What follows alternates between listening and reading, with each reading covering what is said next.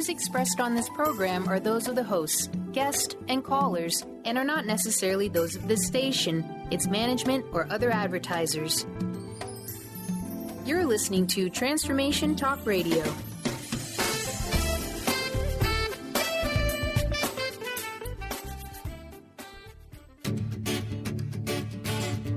Get fired up for Spirit Fire Radio, your guide to practical mindfulness and meditation. Join hosts Tim Darter and Steve Kramer and discover how to add the mechanics of meditation to your day. Watch yourself connecting in a whole new way and find the amazing moments in life's routines that often pass us by. Add to your awareness with Spirit Fire Radio. Now here's your hosts, Tim Darter and Steve Kramer.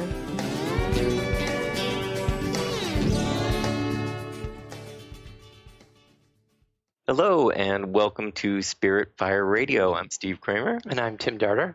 It's great that you are joining us today.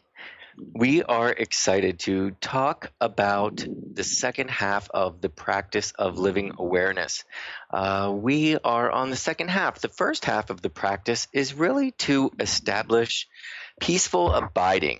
It is created, all the tools that we've used thus far are really there to help create a certain stillness in the mind, tools to help you calm and steady your emotions, put you at ease in your body so you can actually sit in meditation. And the second half is insight. It is to create an illumined mind. It's where the practice gets juicy as far as I'm concerned. The first half is delightful indeed, but the second half just really opens our mind to inspiration, to abstract thought, to the creative mind. And the step this week is actually mind itself. So we're so excited this week to have Dinah Lawson with us.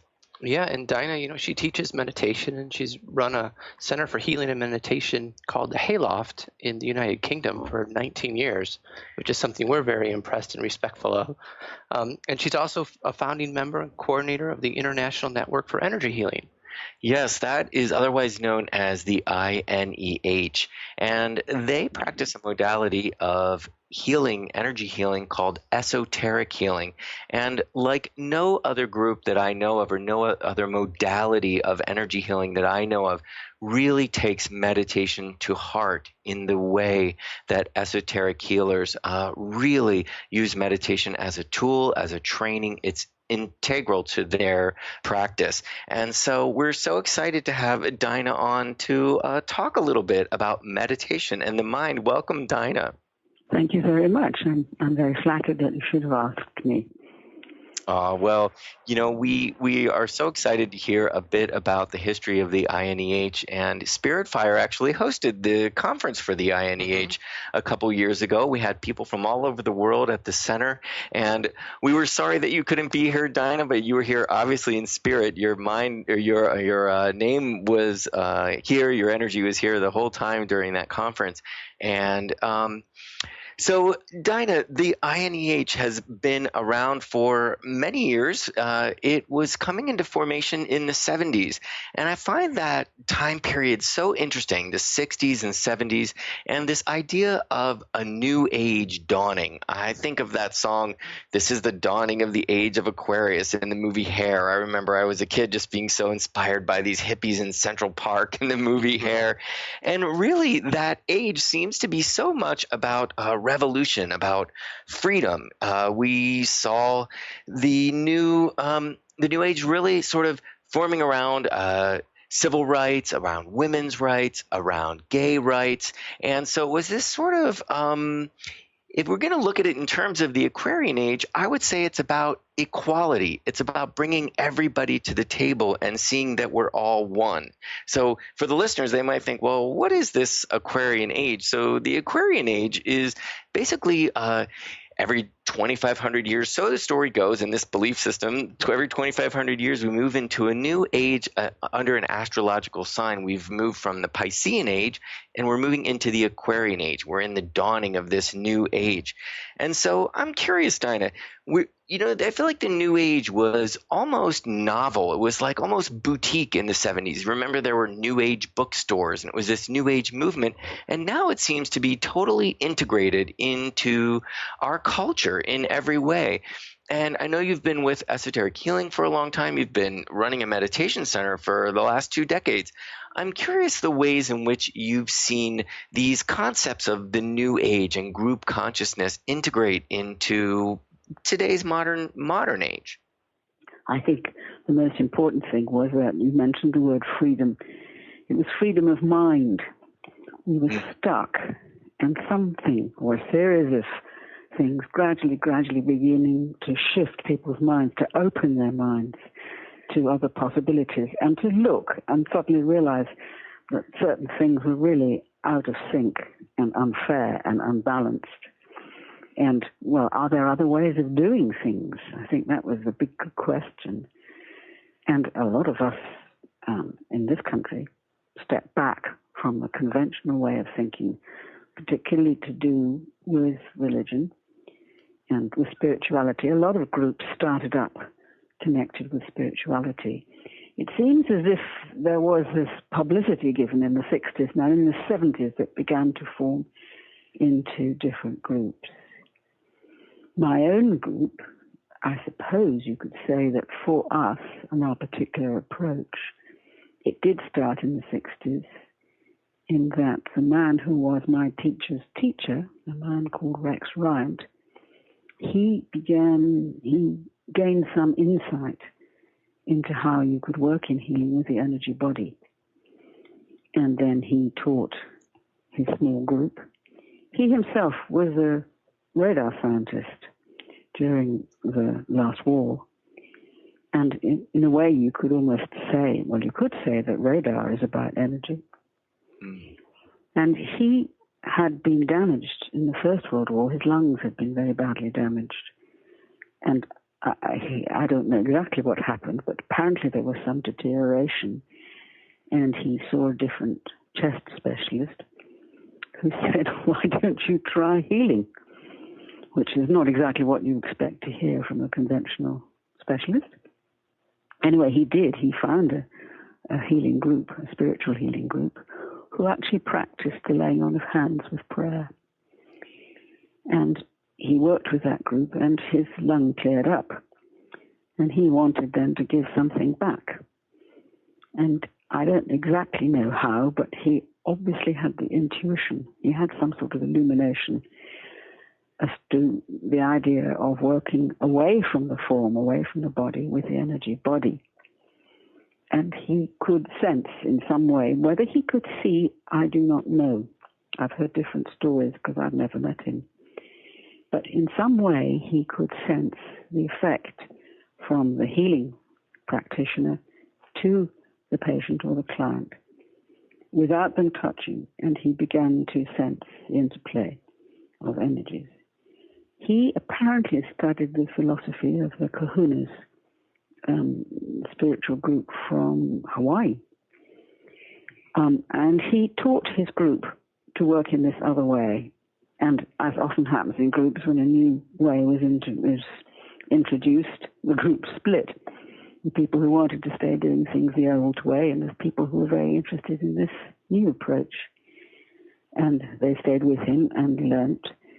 And one of that group was a woman called Brenda Johnson. And he had said to her, you need to learn to meditate properly. And in order to do that, she had joined the Arcane School, which is a school for spiritual studies and meditation based in London and also in Geneva and New York. And by joining that group, not only was she taught how to meditate, but she also began to study the spiritual philosophy of Alice Bailey. And Alice Bailey had written many books. And Alice Bailey had originally been a theosophist. And then she began to write books from a wider, slightly more modern approach to theosophy. And one of her books was called Esoteric Healing. And Brenda Johnson studied meditation, and she studied Alice Bailey's books. And she began to realize that what she was learning from Rex Ryan was, in fact, esoteric healing. The word esoteric meaning to look deeper within. And this book was all about how you could work with the energy body and about the psychological effects of mind on this energy body and then on the physical body. So she learnt from this man, Rex Rand. And there was a man in the 60s and 70s called Douglas Baker, who was a student of the ancient wisdom, spiritual philosophy, and an esoteric astrologer. And he also used the flower remedies. And he set up a series of spiritual festivals, and they probably had begun in the 60s. I'm not sure exactly of the date of the first festival. And he had a group of speakers, and he would take them around talking about spiritual subjects. People like Swami Rama, for example, I know was one of his speakers. And he went to Dallas and to Toronto and to London and also to Cape Town in South Africa, amongst other places. And he found out about Rex Rand's group, and he had met Brenda. And he said, "Oh, could one of your group come and talk at one of my festivals about the type of healing you're doing?" And Rex Rand declined. He was a very private man. And so Brenda was asked by Douglas Baker, and she agreed to do so. So she started to talk about the type of healing work that they did. And she said the next thing she knew, the people at these festivals were saying, "Well, where's the workshop?" And Rex did not want to teach this, nor the other people in the group. So she decided to put together the practical work she had learned from Rex Rand with the theoretical work that she had learnt from Alice Bailey and through the Arcane School, and begun to set up a course. And I think her first course was in the early 70s, probably 1972 or 3. And her work grew from there. Wow, and then that became esoteric healing. I love that this doctor in the 60s absolutely was in his own way a revolutionary, right? To tell Rex to seek out some spiritual healing, to sort of to help with his lungs. I love that there was that gesture, and it seems to be befitting of that time, and it led to this wonderful discovery and integration. In a sense, it's East meets West, which was really trending at that time. So, Dinah, we're going to go to a break, and when we get back, I want to talk a bit about this fact that this Alice Bailey, that this work comes from the East. We'll be right back with more Spirit Fire Radio.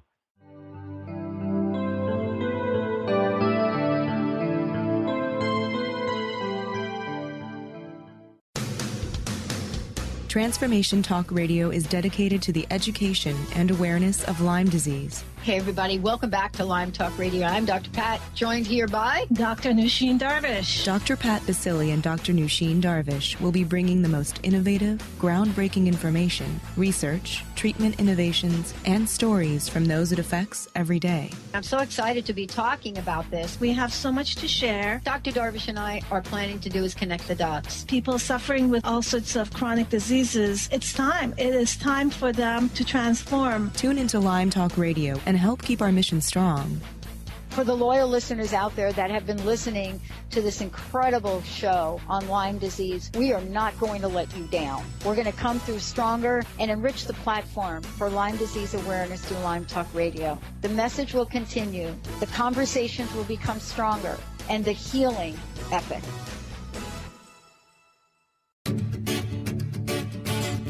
Hi, I'm Tim Darter. And I'm Steve Kramer. Join us on Spirit Fire Radio. Discover how to add the mechanics of meditation to your day. And watch yourself connect in a whole new way. Find the amazing moments in life's routines that often pass us by. Add to your awareness with Spirit Fire Radio. Tune in each Wednesday at 9 a.m. for your weekly guide to practical mindfulness. And to learn more, visit www.spiritfireradio.com.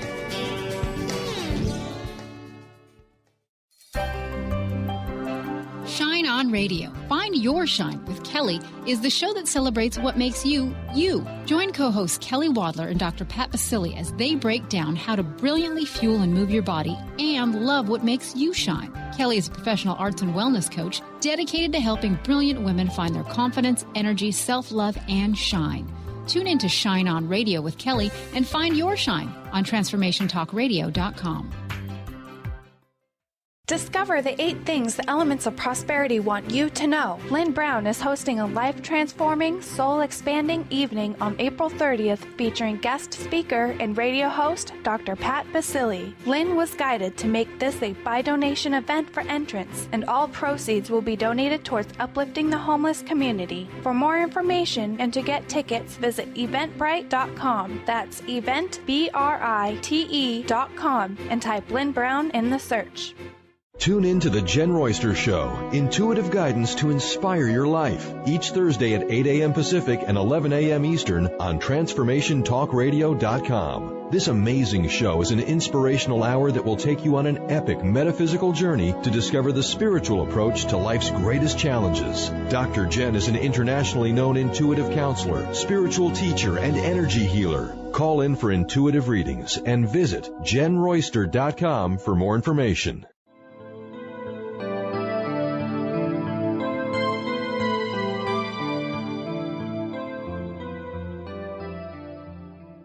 Welcome back to Spirit Fire Radio. We are joined this week with Dinah Lawson. And just before the break, she was telling us about really this discovery. We're talking a lot about mind and illumined potential of mind, opening up the mind to newness, to creativity, to intuition, to inspiration. And we were just talking about really the discovery in the West of a form of healing called esoteric healing. And you've heard us talk about it quite a bit on the show. I just so happen to be very passionate about esoteric healing, and it's mostly because meditation is so important. It's such an important aspect of esoteric healing. And as Dinah was telling this story, we were hearing quite a bit about this link that Brenda Johnson, who really was one of the founders of this work and really put together the curriculum and the practical studies of it. She was a meditator and a studier. She was studying this work and piecing this together. Dinah, we were talking earlier also about the 60s and sort of a revolutionary time, a time of freedom.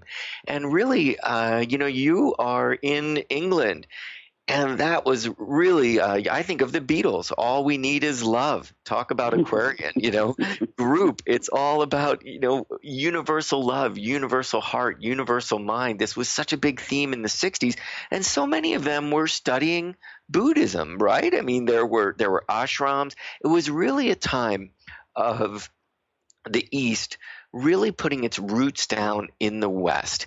And we found it in popular culture, and it's really, made its way, I find, to mainstream. We're all here. We're all running meditation centers here, and they all have their roots. All meditation really traces in some regard back to Buddhism, to the Hindu scriptures. And so if you could tell us a little bit about esoteric healing. I know it's got strong roots in Buddhism as well.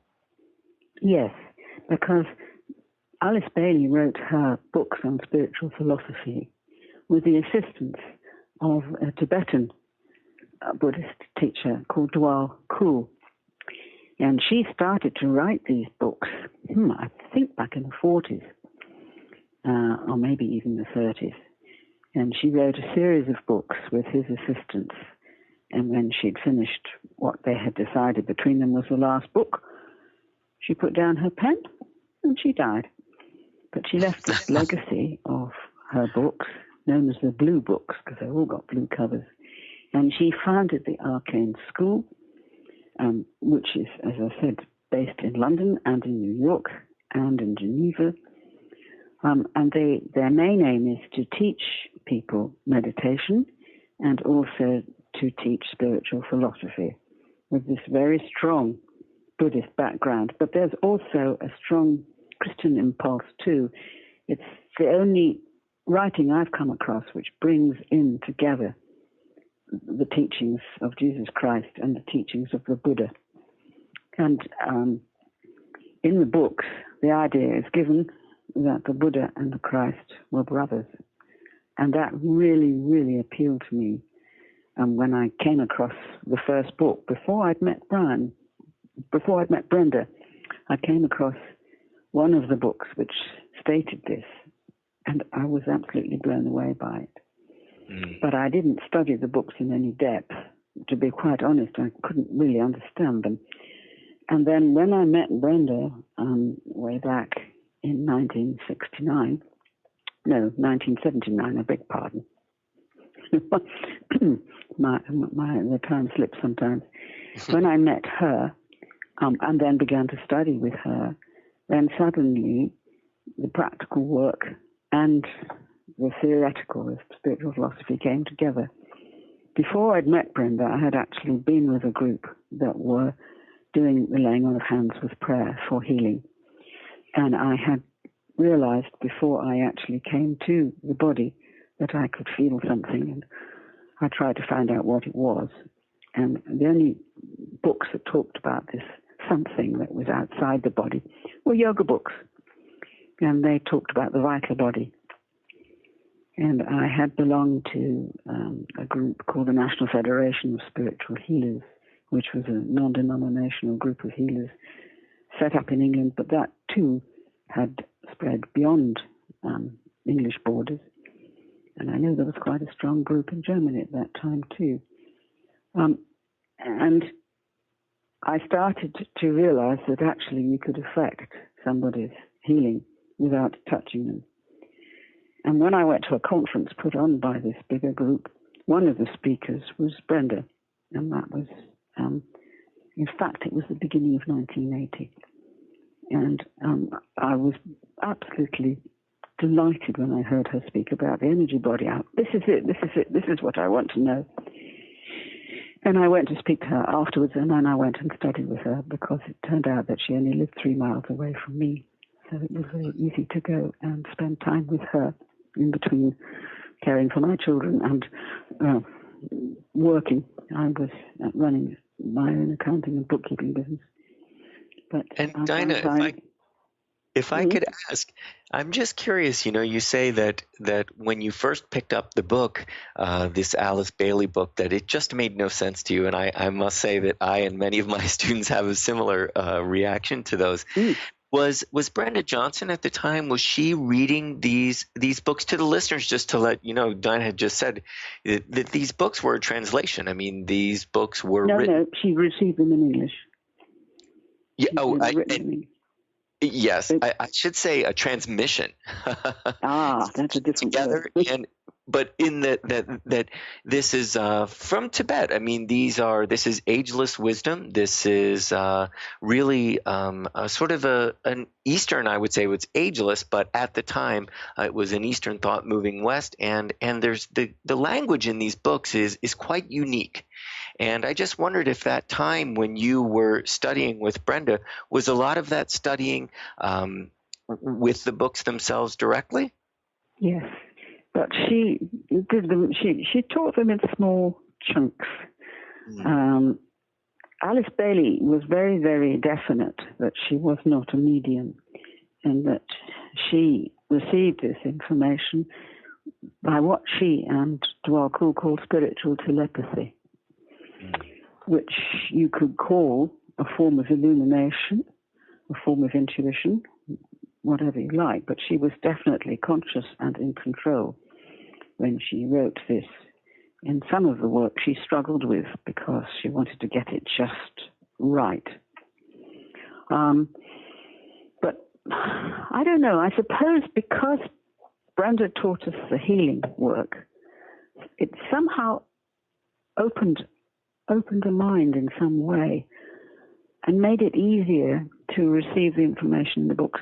But it's one of those things, it's very rich fare, and we needed to study it in very small chunks and read very slowly and then go back to it, and then read a bit more and then go back to it.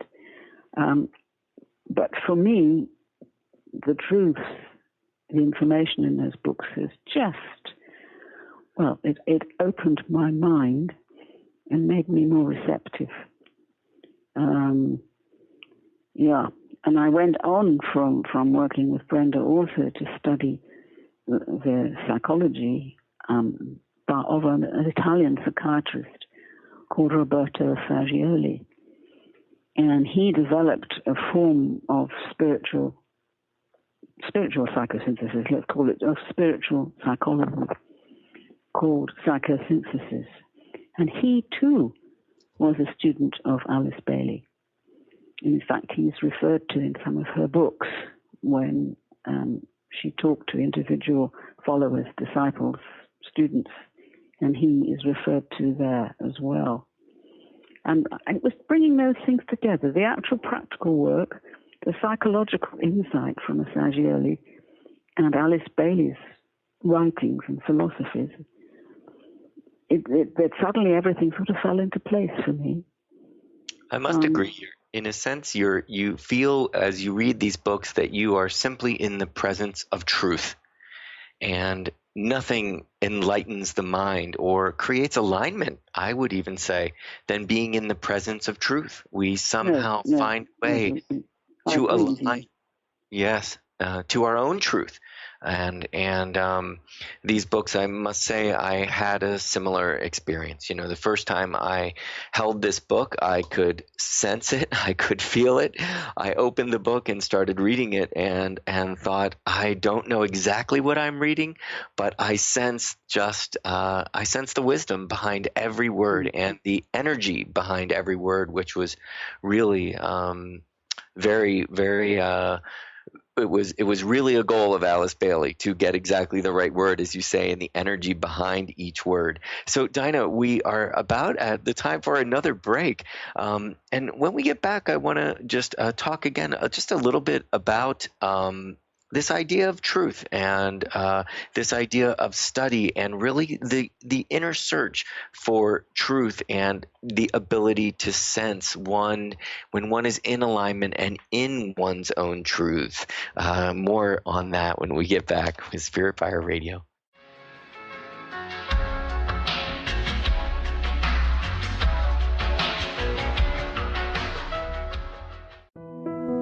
What if we really didn't have to die to go to heaven? Are you curious about the afterlife or rebirth? The highly anticipated new book from author Dr. Susan Allison, You Don't Have to Die to Go to Heaven, is available now. Find out how to find guidance and healing in the spirit realms. Order the book today and put it on your must-read list for 2016. Visit drsusanallison.com to learn more. Hi, I'm Tim Darter. And I'm Steve Kramer. Join us on Spirit Fire Radio. Discover how to add the mechanics of meditation to your day. And watch yourself connect in a whole new way. Find the amazing moments in life's routines that often pass us by. Add to your awareness with Spirit Fire Radio. Tune in each Wednesday at 9 a.m. for your weekly guide to practical mindfulness. And to learn more, visit www.spiritfireradio.com. Do you want the freedom to spend more time with your loved ones? Travel the world? Live spontaneously? Get ready, because the Chip Justice Show is here. Hosts Dr. Pat Basile and Chip Justice can help you build meaningful success while embracing life. Living a life you love is the end game in this new, inspirational, and empowering show. Positive changes for a life you'll love. Tune in every month on TransformationTalkRadio.com and visit PositiveChangeInstitute.co for more information. Are you ready for a game changer? Sarah Westall is bringing you Business Game Changers Radio. Sarah brings you leading experts, visionaries, and newsmakers who provide the best commentary on big issues and cutting-edge innovations. Sarah's 20 years as a business executive will help you think like an entrepreneur with expertise, energy, and attitude. Tune in to Business Game Changers Mondays at noon Pacific, 3 Eastern on TransformationTalkRadio.com. Tune in to Sheer Alchemy with Leslie Fontaine on TransformationTalkRadio.com and get ready to stir up your passions, remove your blocks, and shift into an entirely new existence. Speaker, teacher, channel, clairvoyant, Leslie Fontaine is a transformation catalyst who channels a powerful energy from Source to catapult listeners into living the life they were born to live. Whether it's shifting from scarcity to abundance, From emotional pain into joy, or from illness into health, Leslie will help you step into the true essence and power of all that you are with the help of the Ascended Masters and Archangels. You will not be the same. Visit TransformationTalkRadio.com for show dates and times, and LeslieFontaine.com to say yes to explosive abundance.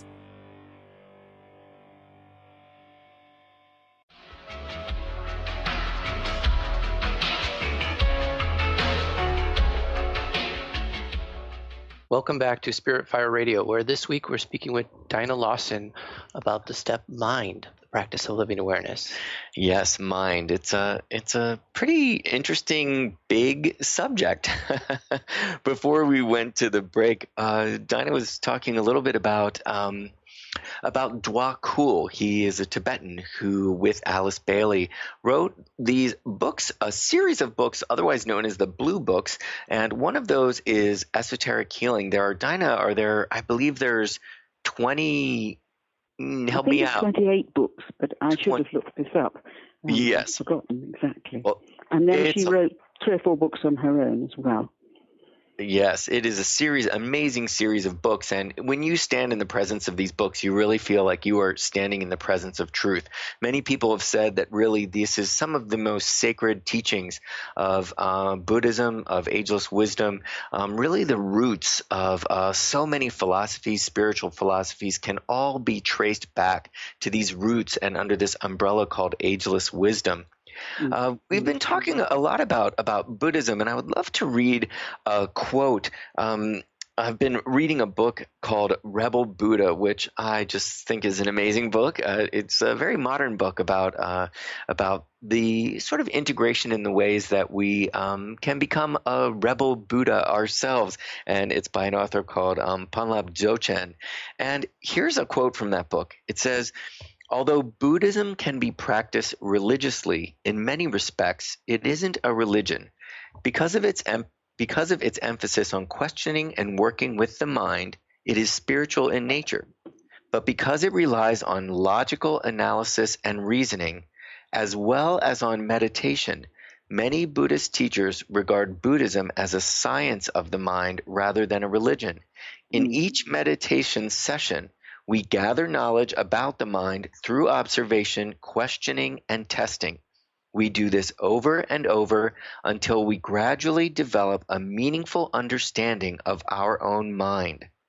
Some people may even become weary of Buddhism because it gives them so much work to do. They have to ask all the questions and find all their own answers." So I find that quote to be just remarkable in so many ways. And I find it so related not only to esoteric healing, but to the process we all really, in our day-to-day, we have to take responsibility. We have to find the answers for ourselves.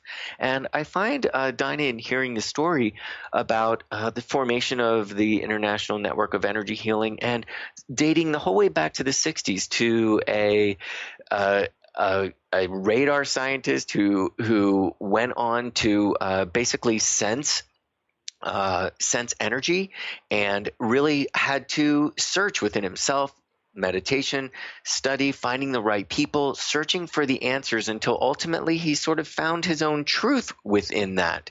And, I hear within the story of Brenda Johnson putting together the practicals, and I know you in your experience of watching Esoteric Healing the group and organization form, that really so much of it is equal parts meditation, but it's equal parts observing, questioning, testing, studying. There is so much an aspect of that sort of rooting it all out to find the truth that I'd sort of love to hear your take on that. And I bring it up because also we know within energy healing that really the healer themselves, they are not the healer. It's not the practitioner. It is the client. We are responsible for bringing healing into our own body, for creating an environment that can allow a natural state of well-being within ourselves.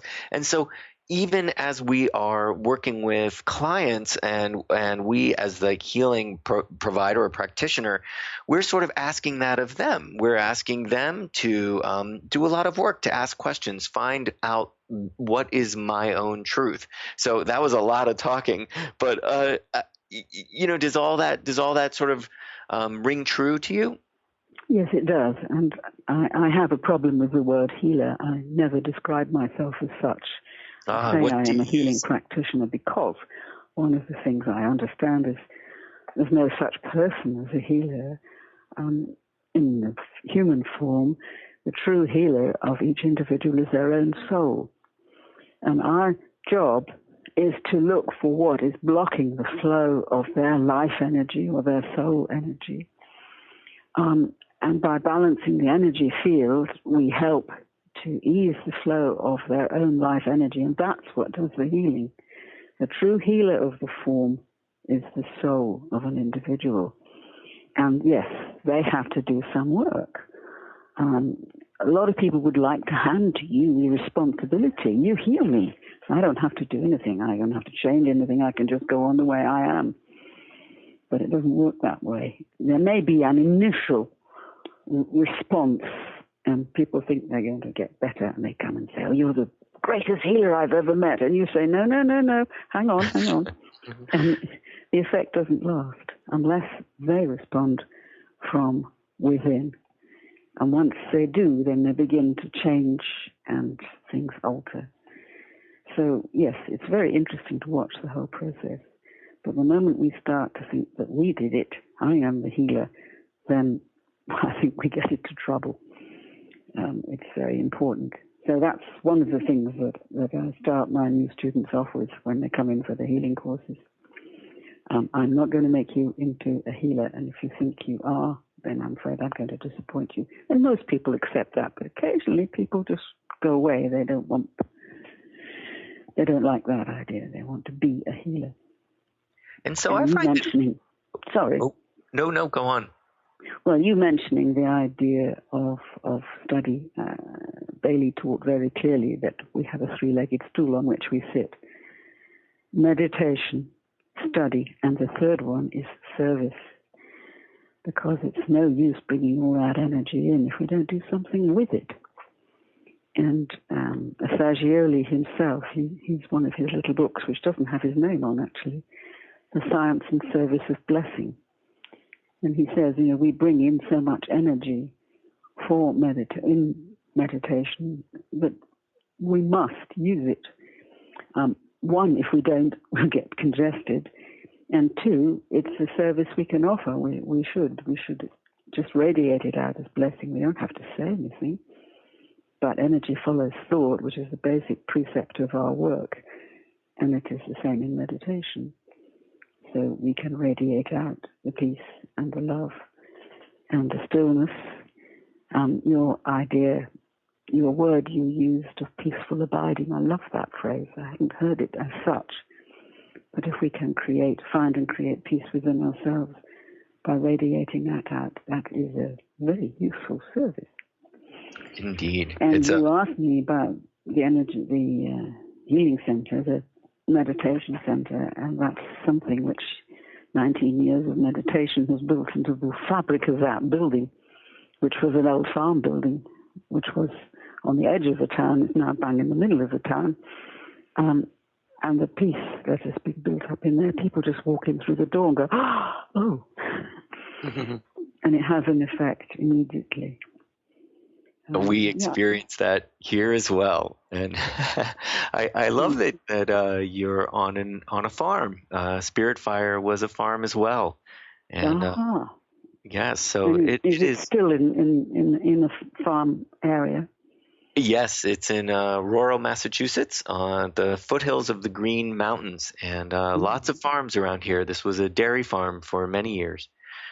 And so beautiful, beautiful energy here. And that is quite the service, as you say, to really create, not only to radiate out personally, but to create a space in which other people can really just what's the word? They breathe. Yeah, they can breathe, but just feel that energy. Really be surrounded, be just allow that to integrate into their time for as long as they're here is really quite a service. I find that when you say peaceful abiding and that you appreciated that word, and I love that you said to just really emanate out, that I sense the real service in meditation is to bring that energy in. And then so many people hear service and they think, oh, helping someone across the street or donating their time, which is all a wonderful service. And I say everybody spend as much time as you can during your week helping others. But there is something to really radiating well-being. And I find to even be able to have a gentleness about yourself, to have a kindness not only towards yourself but towards others. If you can find that within yourself for the day, you are being of service. You are being of service in every regard. And really, meditation is as we both can sit and say, yes, we're behind it, that it provides that observation. It provides alignment. It provides a way for us to be comfortable within ourselves, and then to observe not only ourselves but the responses of others, the ways in which we emanate energy and it affects people around us, and just to our general sense of being, who are we and what are we actually providing to those around us, and not only physically but emotionally, mentally, energetically. It's all wonderful. You can give it to your family, put it in your home, put it in your workplace, radiate it, in effect, all with whom you come into contact. Indeed. We're going to go to another break and our last segment. When we get back, more with Dinah Lawson.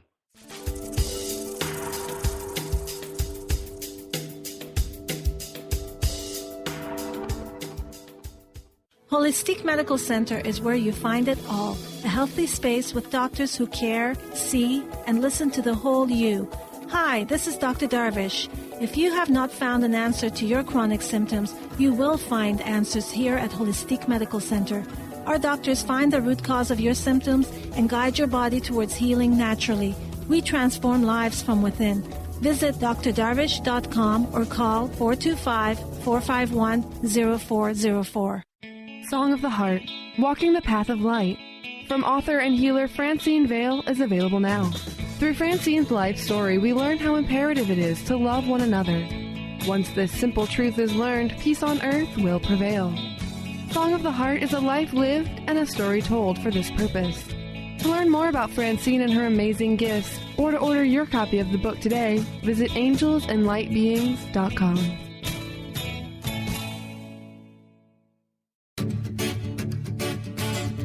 Hi, I'm Tim Darter. And I'm Steve Kramer. Join us on Spirit Fire Radio. Discover how to add the mechanics of meditation to your day. And watch yourself connect in a whole new way. Find the amazing moments in life's routines that often pass us by. Add to your awareness with Spirit Fire Radio. Tune in each Wednesday at 9 a.m. for your weekly guide to practical mindfulness. And to learn more, visit www.spiritfireradio.com. Are you ready for a radical shift in your way of being? Are you seeking a more deeply connected and fulfilling life? Awakened Living Radio is a show dedicated to helping you embrace a life filled with profound peace, connection, and happiness. TJ Woodward is passionate about helping you find your clarity, balance, and purpose. Join co-host TJ Woodward and Dr. Pat Basile on the first Monday of every month at 11 a.m. Pacific Time for Awakened Living Radio on TransformationTalkRadio.com. Are you and your family looking for one manageable lifestyle change that will positively impact your health? Look no further. That change begins inside your drinking glass. Learn how to put a lid on junk drinking by sipping from a recipe collection of colorful, fresh, tasty, wholesome fruit and vegetable blends. Get your copy now of Sip the Garden. Fun, easy drinks for a healthier family by Team Carrie Mitchell. Visit lifestyle120.com for information on how to order. Hi, everyone. This is Dr. Pat. The ancient Inca root vegetable maca is world-renowned for its wide array of health benefits. As a family-run company of true maca specialists, the maca team's mission is to provide you with fresh, organic, premium quality maca powders at a fair price. Amazing. All of the products are always organically grown, fair-traded, GMO-free, fresh, and potent. So don't take my word for it. Experience the life-changing benefits of maca today. Visit themacateam.com.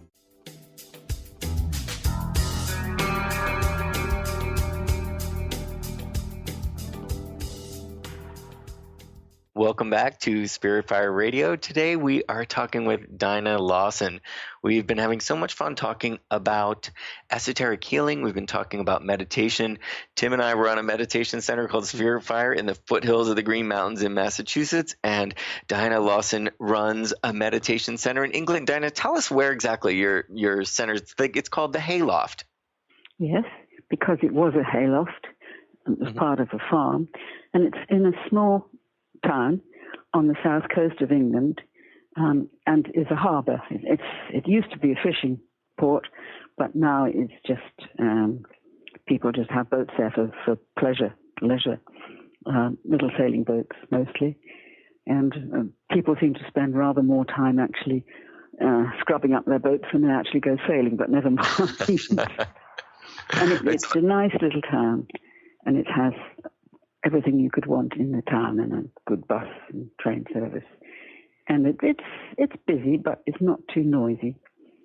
And we don't have any airplanes zooming overhead or anything like that. And I've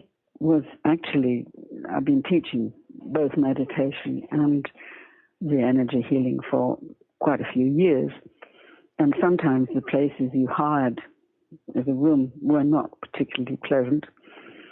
And somebody gave me some money for my work, and I thought that the thing that would help the work the most would be a building, and she gave me enough money to buy a small building. And I went to see the what you call a realtor, and we call an estate agent, one morning. I just felt inspired again to speak to him this morning, and he said, well, what sort of building do you want? And I said, something like the hayloft round the corner, but I know that's occupied. And he looked at me, and he said, this morning I met the managing director of the company who was in that building. And he said, we've outgrown the building. We need to move. And he said, I knew that the owner of the building wanted to sell it. So I bought it. Wow. And yes, it was rather nice. I liked that. So I use it for teaching the energy work, and I use it for teaching meditation.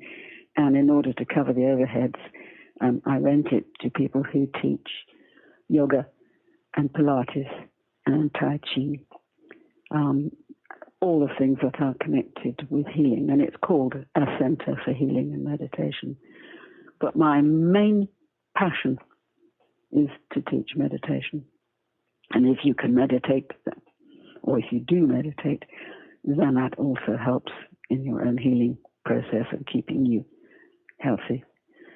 And I just love teaching meditation. And I love to see the light go on in people's minds. And I follow actually some of the ideas suggested by Roberto Saggioli, his approach to meditation, which is in stages. And I usually teach an introductory course for 7 weeks, one evening a week.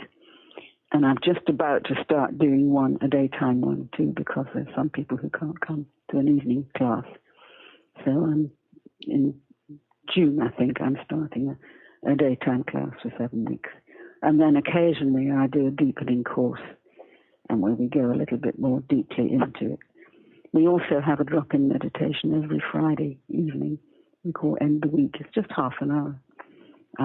We just relax and center and take a seat thought and then sit with it for 20 minutes.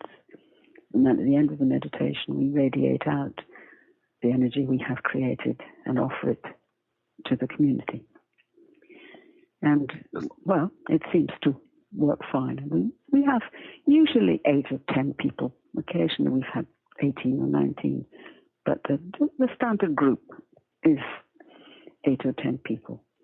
And people can come with no commitment. So they can just come as and when. And it seems to work very well. And it gives me the most enormous pleasure. It's a free group, Fridays, but I do make a charge for the courses. But again, if somebody has no money, then we can set it aside. There has to be an exchange, I think, whatever it is. But it doesn't have to be very much. I love, Dinah, hearing you say that you said just the building around the corner. I'd love a building like that. We hear time and time again on this show, we're talking to people, and there seem to be these situations where there's just divine intervention, or there's just it is meant to be, and so it is. And I love to hear that. It inspires me. It's great to hear stories like that put a smile on your face. But I want to ask Dinah, you know, I've been wanting to ask this the whole show, which is we started talking about the 60s and the 70s and the 80s and the ways that the new age is no longer so much novel and a boutique idea, that it's really coming into its own. I'm curious what changes you've seen. You've been teaching meditation now for 2 decades. I'm curious what you see in terms of age groups and sort of who's attracted to meditation. Are these new people coming in each time, or just sort of what you see? Is it evolving? Do you see what's your take on that, on ways you've seen it change over the years? Well, I've been teaching it actually for over 30 years. Wow. And one of the things I noticed when we teach energy healing, because if you're involved in any sort of healing, I think you must be able to, you must have the practice of meditation behind your work. But when I first started teaching, maybe out of a group of people coming in to learn healing, only 1 or 2 had previously meditated. Now, if a group of people come in for a course, only 1 or 2 have not meditated in the past. And it seems to be generally accepted. It's as one of my friends said recently, it's in danger of becoming respectable. You're not considered wacky if you meditate. People are interested, but you can see some people say, well, yes, but it's not for me. So I usually say, well, actually, it's for everybody, but when they're ready. There are occasionally, we get some resistance from one of the local churches who doesn't approve of meditation, but likewise they don't approve of yoga. But I could tell you some stories about that, which I won't. But, there is a definite shift in attitude. And when the New Age first came in, it was considered by many people to be really rather wacky. But now I think the wacky side has gone. And actually, I find that the wacky side are those who really don't want to add awareness to their lives or don't want to be conscious. I mean, isn't that a lovely shift? At least perhaps in our circles. Yes, as it is interesting. And it's lovely because when you get a group of people come together to meditate, one of the things that we do in the Hayloft is we always have a peace meditation on New Year's Eve at midday. And about 40 people roll into that, and everybody brings something. And when we have a shared lunch together, and the energy that builds up, and there are some people whom I only see once a year. They just turn up for the peace meditation. And then we usually also celebrate the winter solstice, as it's just before Christmas. And people just roll into that as well and bring a shared supper, and we do circle dance. And we meditate together and we talk. But it seems to me, when you get a group of meditators together, the ice is broken. Even if you've not met them before, you can begin to talk with them almost straight away and say with you, it does open minds, and people are open to each other in a different way. There's none of this social nonsense of where did you go to school or what is your job, or you leap in straight away in a completely different way. Human way, I would say. And come into being together. Yes, and essentially that's why we do it, huh? I mean, it is really about the human connection, and a greater connection that we can feel from our hearts and our minds, and peace, as you say, emanating peace. Dinah, we're at the end of the show. Well, thank you very much for giving me the opportunity to spend some time with you. And I'm sorry that I'm not actually in your area right now, but I have been there.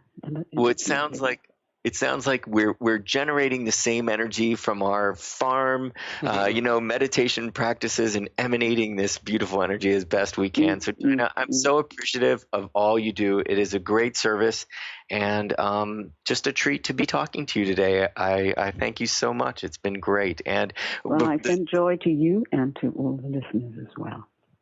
And if there's one thing we can take away, Dinah, you said it so well, meditation is the best healing we can find for ourselves. And I would agree. So everybody out there, Spirit Fire Radio, look to our meditations and look to the Hayloft. Do a Google search.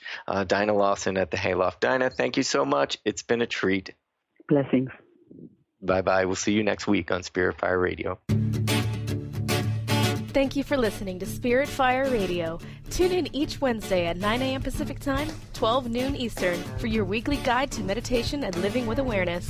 Join hosts Tim Darter and Steve Kramer and discover the ways that consciousness is being cultivated in everyday life. Connect to your day in a whole new way and find the amazing moments in life's routines that often pass us by. Add to your awareness with Spirit Fire Radio. To learn more about Spirit Fire, visit spiritfireradio.com.